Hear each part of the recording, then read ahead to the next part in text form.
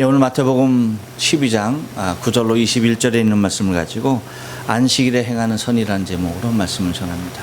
우리 다 같이 한번 인사할게요. 옆사람 같이 하시고 앞뒤 사람 같이 하실 때 지난 한 주간 동안 평안하셨습니까? 인사합니다. 지난 한 주간 동안 평안하셨습니까? 평안하셨습니까? 평안하셨습니까? 여러분 혹시 그림을 감상해 보신 경험이 있으신죠? 그림을 잘 감상하려면 감상하는 방법이 있습니다.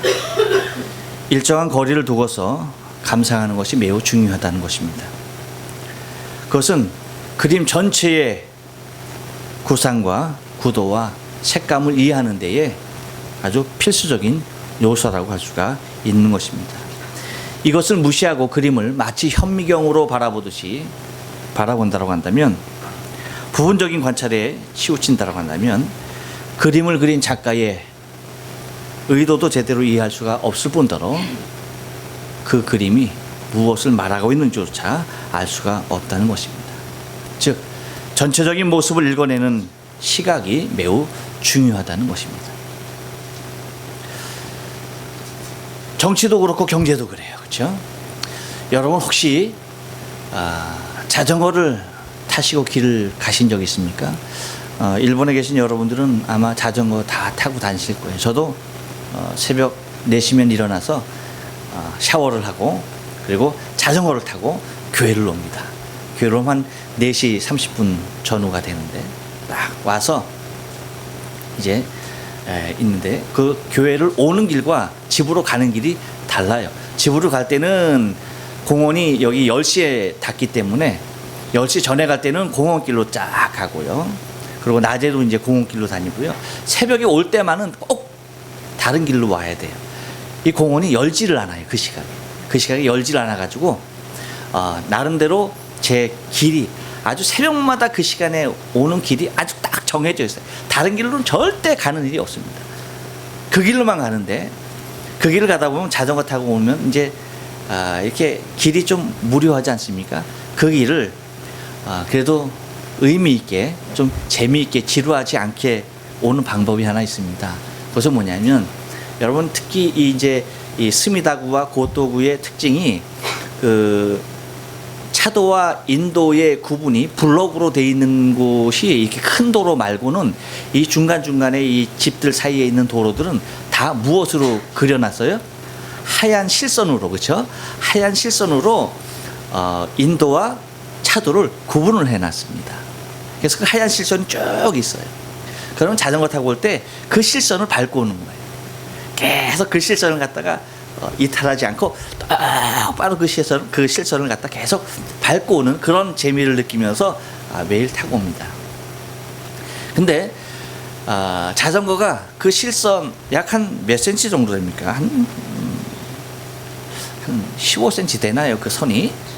그 선을 갖다가 빗나가지 않고 바퀴가 그 선에 계속 놓여서 가려고 부단 애를 쓰죠. 근데 그게 여러분 저처럼 쉽지 않아요. 그렇죠? 바퀴가 자꾸 이탈을 하게 됩니다. 근데 그나마 이탈하지 않냐고 좀 먼 길을 아주 똑바로 갈 수 있는, 긴 거리를 좀 똑바로 갈 수 있는 방법이 하나 있습니다. 그 방법이 뭐냐면, 절대 하지 말아야 할 것은 바퀴를 보고 그 선을 보고 가면 안 된다는 거예요. 바로 앞에 그 바퀴가 이 실선을 빠져나갈까봐 그거 보면서 이렇게 가면은 반드시 내가 원하지 않았음에도 불구하고 튕겨져 나가요. 근데 그렇게 하지 않냐고 멀리 있는 선을 갖다가 바라보고 가는 거예요. 그러면 이게 다른 데로 흐르지 않고 그냥 똑바로 가게 되는 것을 느끼게 됩니다. 매일 새벽 그것을 공부하면서 와요. 여러분 혹시 한번 그렇게 해보지 않았다라고 한다면 한번 해보세요. 제가 말씀드린 대로 바로 앞에 바퀴와 선을 보지 말고 저 멀리 있는 선을 바라보고 계속 지으면서 가보십시오. 그러면 바퀴는 그대로 똑바로 그 실선 위를 달릴 수가 있다는 것입니다.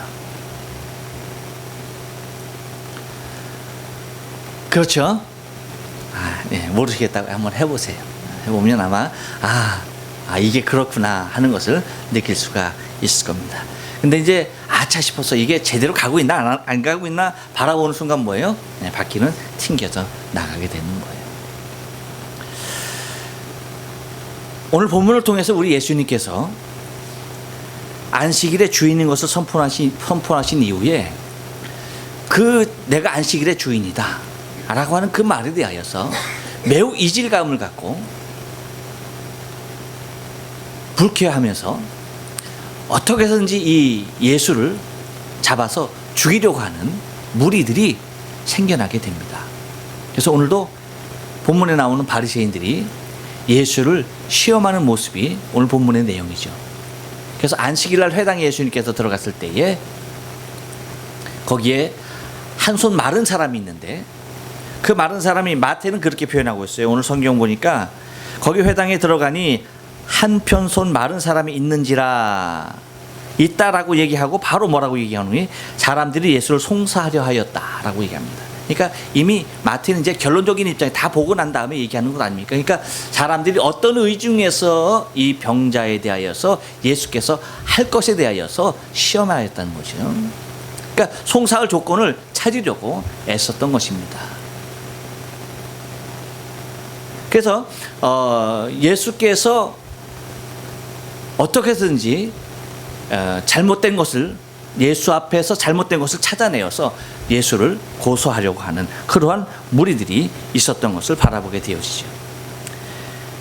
그런데 우리가 오늘 본문을 통해서 좀 이해하고 바라봐야 할 것은 왜 바리새인들이 이렇게 의도적인 모습으로 예수를 송사하려고 했는가라고 하는 그 사실에 대하여 우리가 먼저 좀 관심을 기울이지 아니하면 안 되겠다는 것입니다.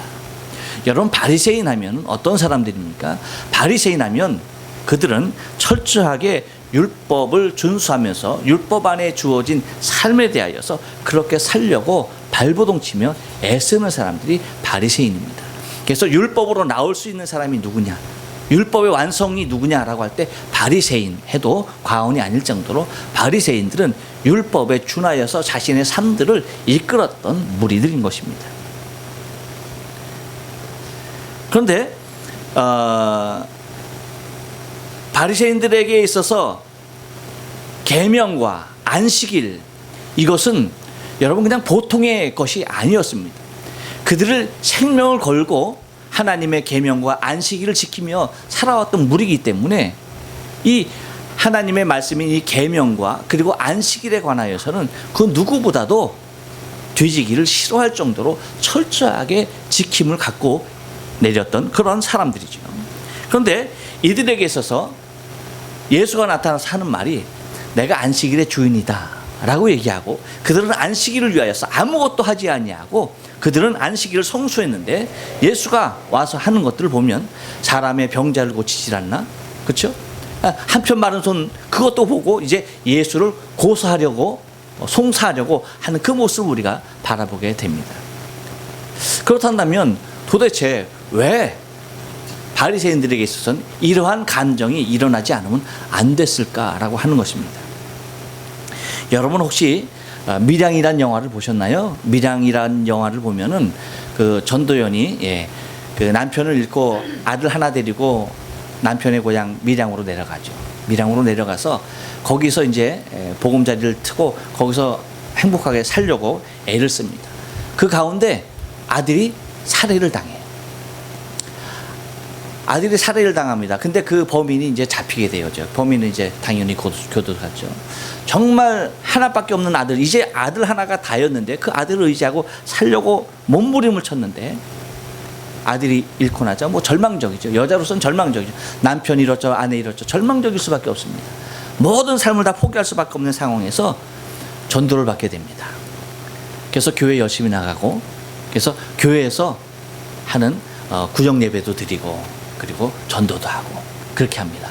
그래서 이제 성령 충만 뜨거워져 가지고 뭐 어디에까지 이르냐면 내가 나를 용서하신 하나님, 나에게 이러한 평안을 주신 하나님, 그러니까 내 아들을 죽인 죄수도 찾아가서 용서하는 것이 옳겠다 싶어서 크게 용기를 가지고 죄수를 방문을 하죠.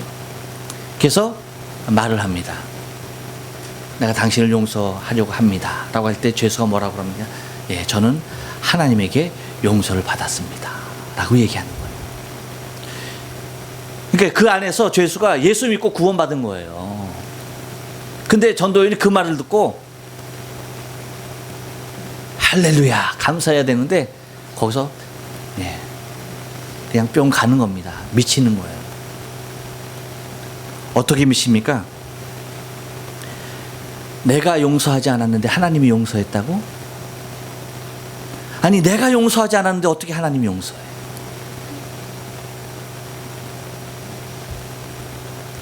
그러한 장면이 나와요. 여러분 어쩌면 바리새인들이 이와 같은 모습으로 예수를 바라보는 거예요.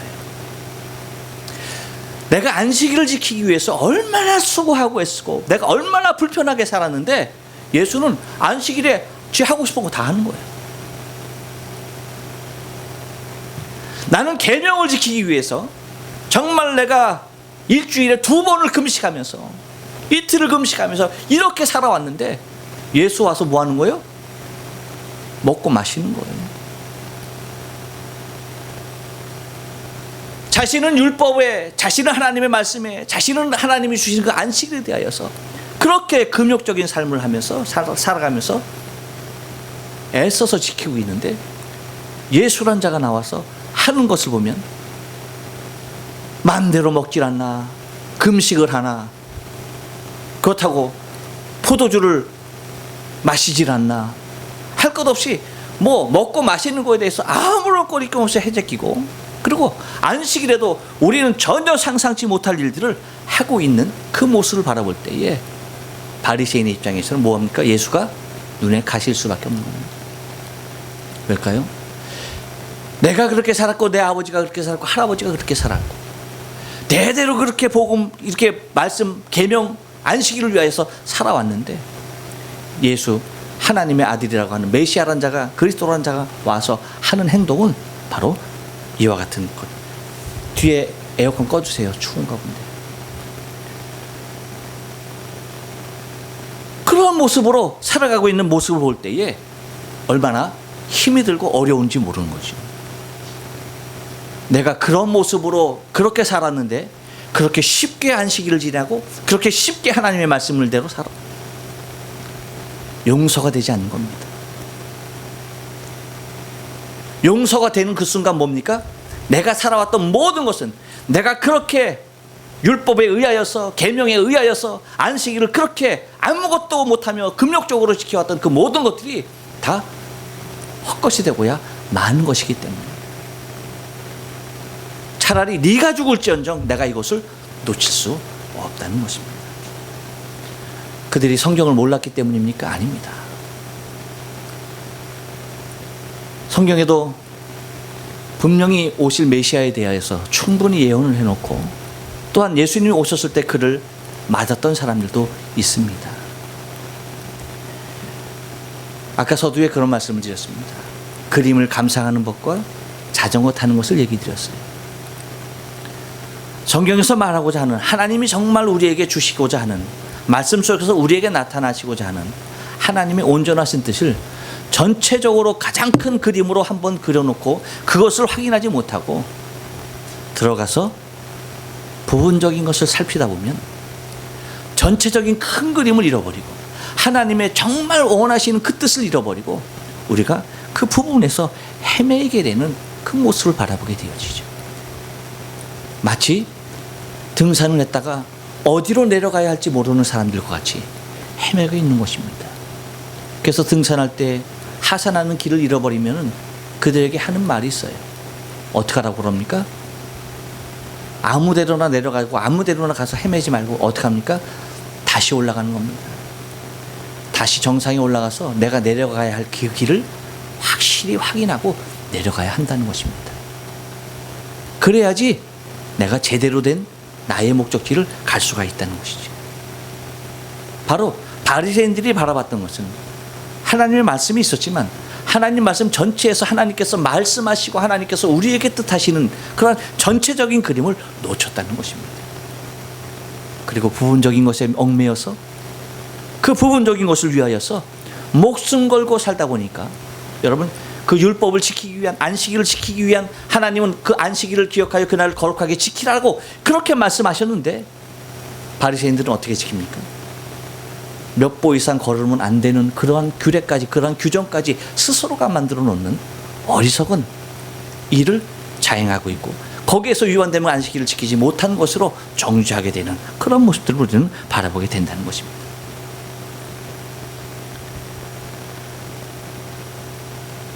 그렇기 때문에 바리새인들에게 있어서 가장 취약했던 것이 무엇이냐면 그것은 자기 열심으로 자기 자신을 병들게 했다는 것입니다. 여러분 우리의 신앙생활도 똑같습니다. 열심인 건 매우 좋습니다. 하지만 자기 열심이 하나님의 말씀, 하나님이 뜻하시는 것보다 앞서게 되면 반드시 병들게 돼 있어요. 반드시 무너지게 돼 있습니다. 그런 사람들을 우리는 성경에서 많이 찾아볼 수가 있어요. 우리는 베드로가 거꾸로 순교하고 갔지만 그도 자기 열심이 있을 때 넘어졌던 사람인 것을 바라보게 되어져요. 예수님께서 내가 고난받고 죽고 내가 3일 만에 다시 살아나야 할 것이다 라고 할 때 베드로가 뭡니까? 그런 일이 있을 수 없습니다 라고 말합니다. 예수님 뭐라고 합니까? 사단아 내 뒤로 물러가라 라고 말합니다. 다른 사람은 다 주를 부인하지 나는 주를 부인하지 않겠습니다 라고 그렇게 자기 열심으로 얼마나 앞장섰던 사람인지 모릅니다. 그런데 예수님 말씀하신 대로 닭 울기 전에 3번씩이나 예수를 부인하게 되어지는 자기 열심으로 살았던 사람들의 병폐를 우리는 찾아볼 수가 있습니다. 그것뿐입니까? 우리는 가룟 유다도 잘 알죠. 가룟 유다 또한 얼마나 열심으로 주를 섬기며 회개의 일을 잘 받는지 모르죠. 그런데 그 열심이 뭡니까? 주님께서 뜻하시는 주님께서 더 큰 그림으로 당신이 무엇을 위하여 이 땅에 왔는지에 대한 그 관심보다는 자기가 갖고 있는 자기가 관리하는 그 돈 그것에 관심 두고 그것만을 위하다 보니까 그것에 스스로 무너져 내리는 것을 바라보게 됩니다. 여러분 그러므로 우리가 우리 스스로가 나 자신의 열정을 통하여서 내 신앙의 길을 걷는 것이 아니라 사도행전의 역사가 어떻게 이어집니까? 제자들이 다 움츠렸을 때에 움직이지 않을 때에 성령이 그들에게 오셨을 때에 그들은 일하게 됩니다. 그래서 성령이 너에게 임하시면 너희가 권능을 받고 사마리아 예루살렘과 유대와 사마리아와 땅끝까지 이르러서 내 증인이 될 것임을 얘기하십니다. 그래서 그들 스스로가 되어진 것이 아니라 그렇게 성령께서 이끄셨던 것을 우리는 바라보게 되어지죠. 곧 사도행전의 역사는 자신의 열심이 아닌 성령의 강건적인 일이었음을 우리가 바라볼 수가 있습니다. 구약에서도 그래요. 구약에서도 가장 대조적인 인물이 뭐냐면 사울과 다윗입니다. 여러분 사울이 얼마나 처음에 겸손하며 하나님을 섬겼던 사람인지 모르죠. 그런데 자기 열심이 자기를 망하게 합니다. 자기 스스로가 제사 드리려고 했고 자기 스스로가 하나님의 자리에 대신하게 되는 것을 바라보게 되었어요. 그런데 다윗은 어떻습니까? 그의 생애 처음부터 마지막까지 하나님의 성령께서 주시는 감동대로 하나님의 뜻대로 순종하면서 사려고 애썼던 사람이었던 것을 우리는 바라볼 수가 있습니다.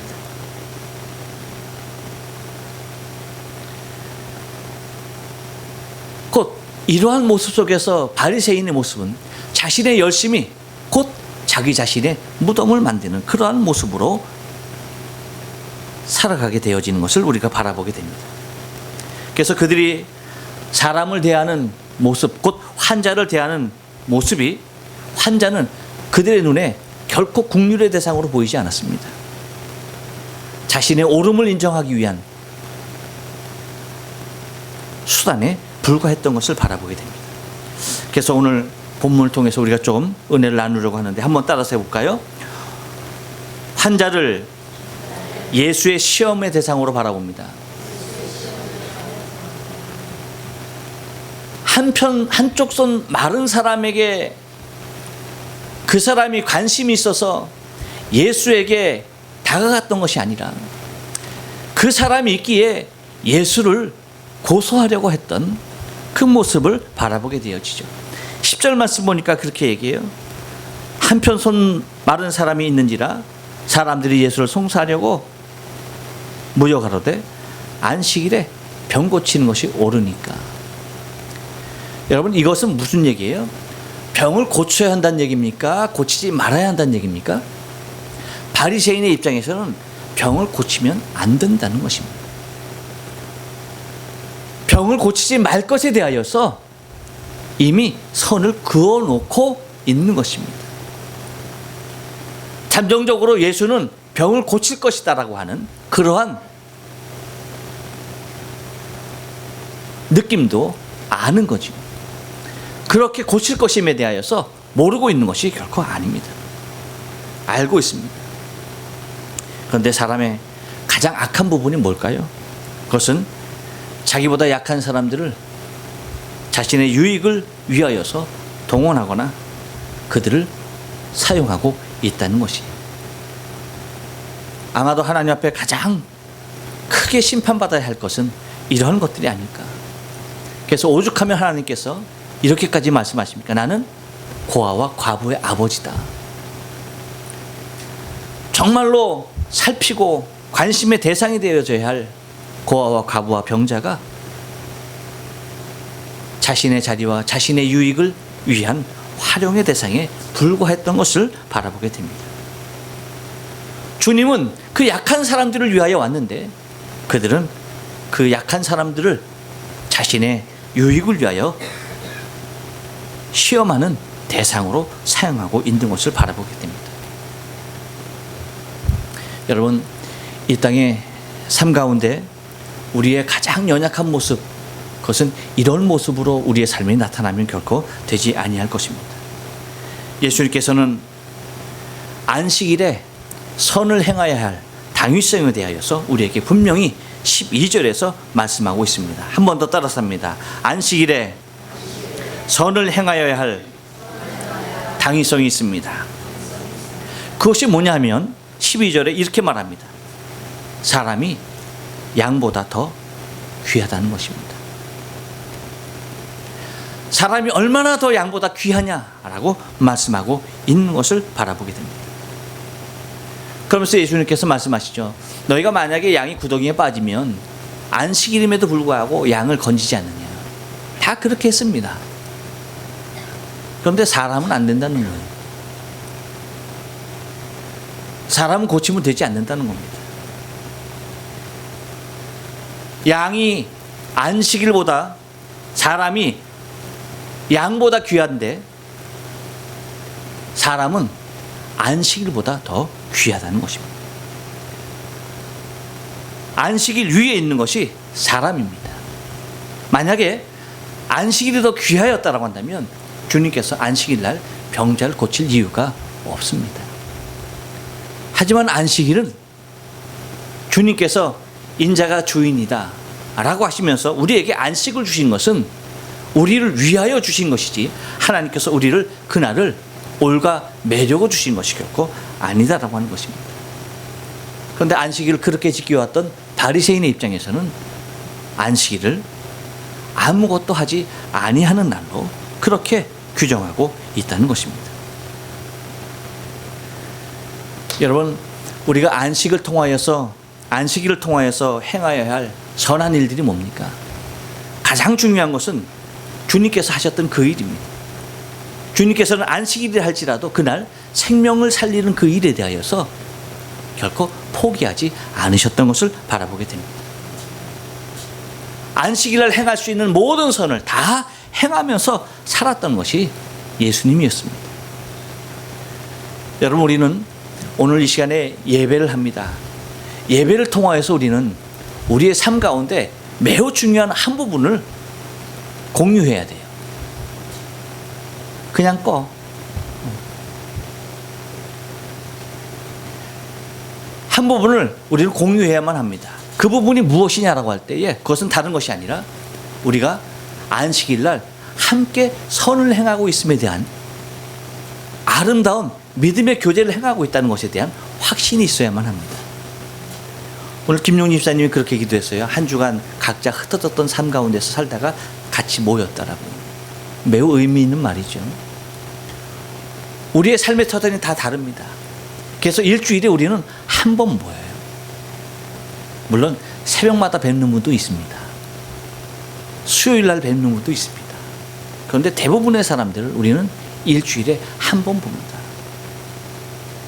생명 공동체입니다. 그런데 여러분, 일주일에 한 번 보는 우리의 이 믿음의 교제의 삶이 얼마나 귀하고 아름다운 것인지 몰라요. 이번에 한국의 메르스 때문에 교회가 텅 비었다라고 얘기를 합니다. 전성환 목사님도 거기에 대해서 굉장히 안타까움을 토로하고 갔어요.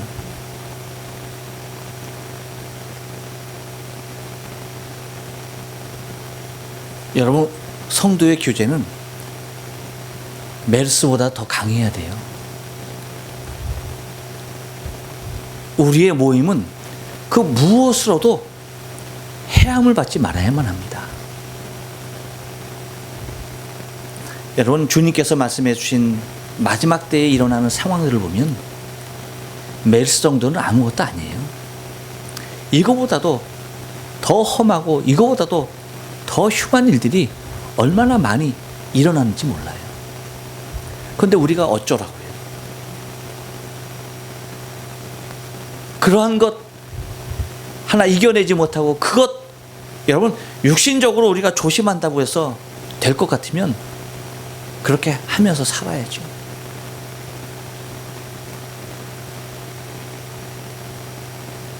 믿음이 우선인 줄로 믿어요. 믿음이 강해야 됩니다. 하나님의 성령께서 우리에게 감동 주시는 그 감동으로 우리가 살아야 돼요. 인간의 걱정으로 살아가는 것이 아니라 염려로 내 삶을, 내 행위를 옮겨지는 것이 아니라 하나님이 주시는 성령의 그 이끄심대로 순종하며 살아야 합니다. 그래서 일주일 동안 우리가 한번 모이는 이 교제가 여러분 얼마나 귀하고 아름답습니까? 그래서 제가 그렇게 얘기해요. 처음 오시는 분들 보면 식사 안 하고 그냥 가시려고 해요. 그럼 제가 뭐라고 말합니까? 예배는 어디까지라? 예배는 식사까지 포함되어 있습니다라고 얘기해요. 교제가 그만큼 중요한 겁니다. 안식일날 행하는 선이 그만큼 중요한 거예요. 여러분, 하나님 앞에서 우리가 모여서 함께 예배하는 것은 우리가 일주일 동안 하나님 앞에 우리의 각자의 삶 가운데서 아름다운 선을 행하면서도 살아가지만 함께 모여서 가장 아름다운 선으로 하나님께 드릴 수 있는 것이 예배이며 교제인 것입니다. 이 시간을 놓쳐서는 안 돼요.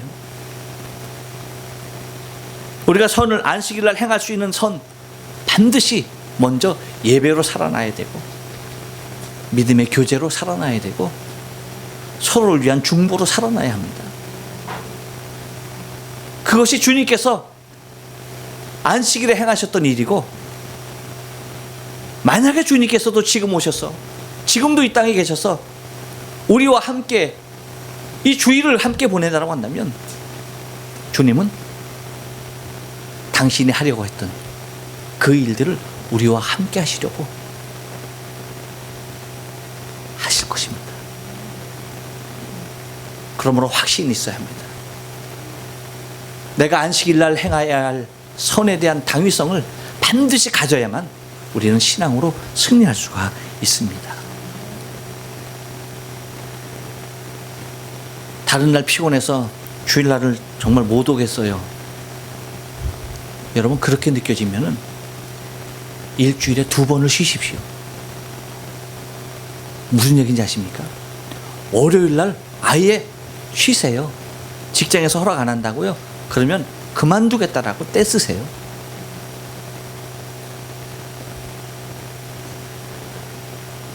아, 정말 고단해서 예배 못 가겠어요. 그러면 그렇게 하시라고요.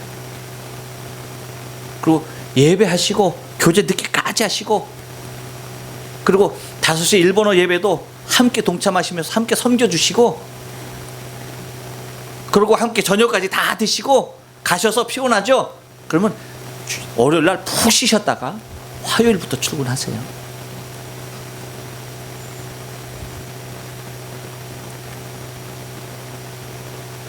아니면 우리가 토요일 날 예배할까요?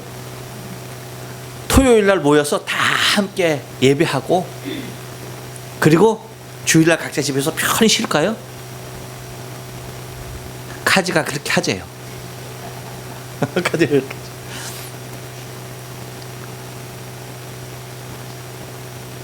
아, 여러분 그렇게 하면 어때요? 그렇게 해도 되지. 그렇게 하면 안 되겠어요?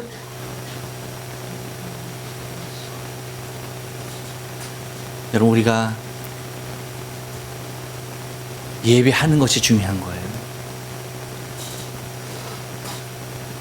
언제 예배하느냐 물론 중요하겠죠.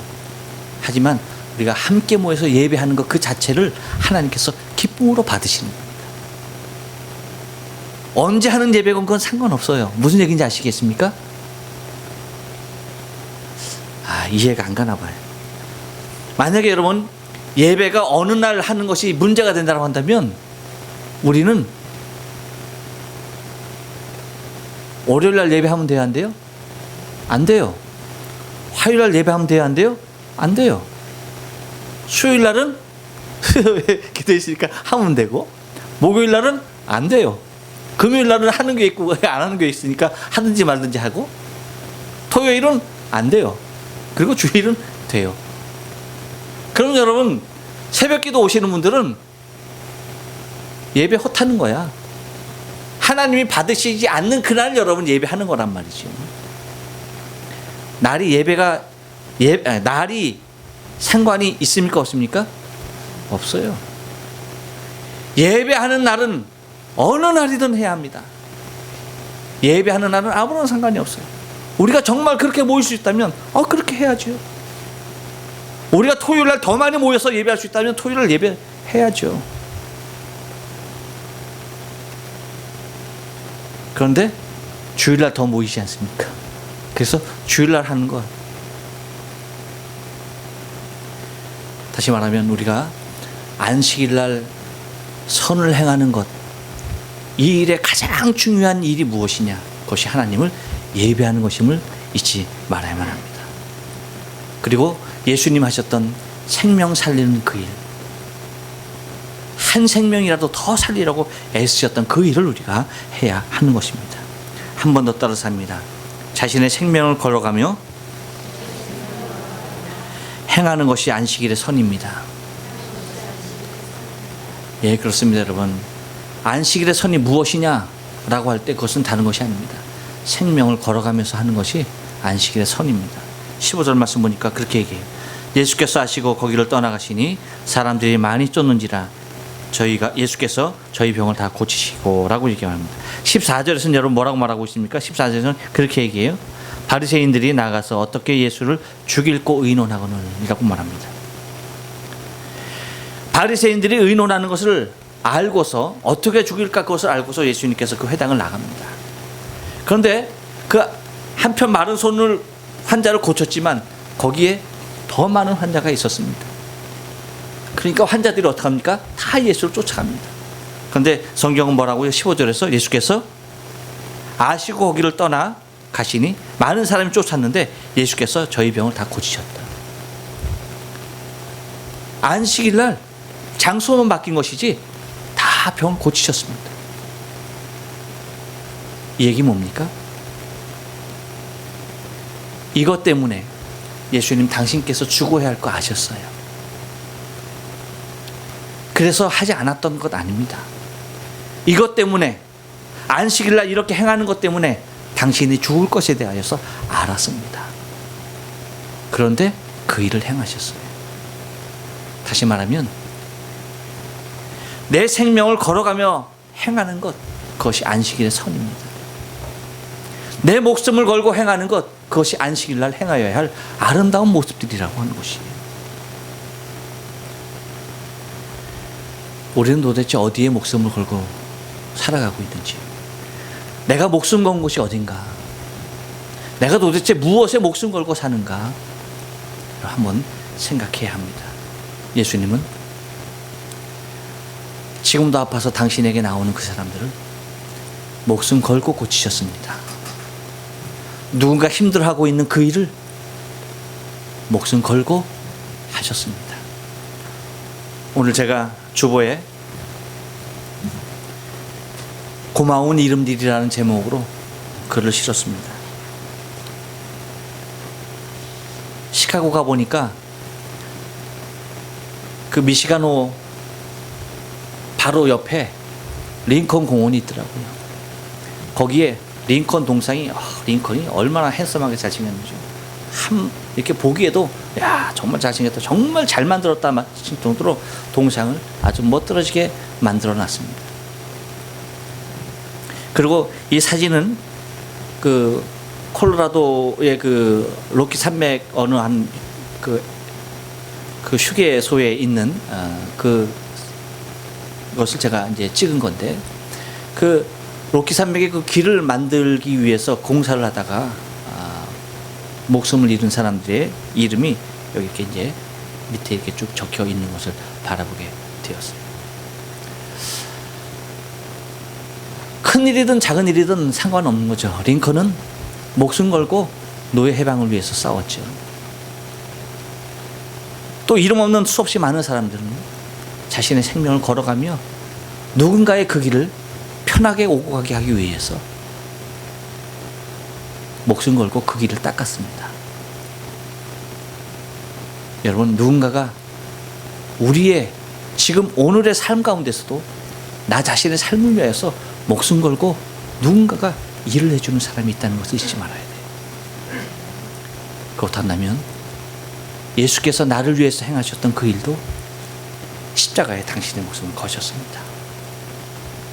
우리 또한 우리의 생명을 어딘가에 걸어야 하는데 어디에 걸고 갈까?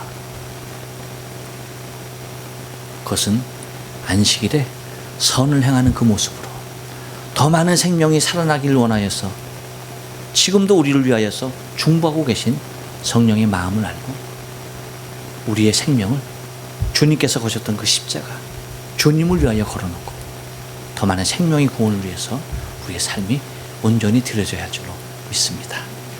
기도하십니다.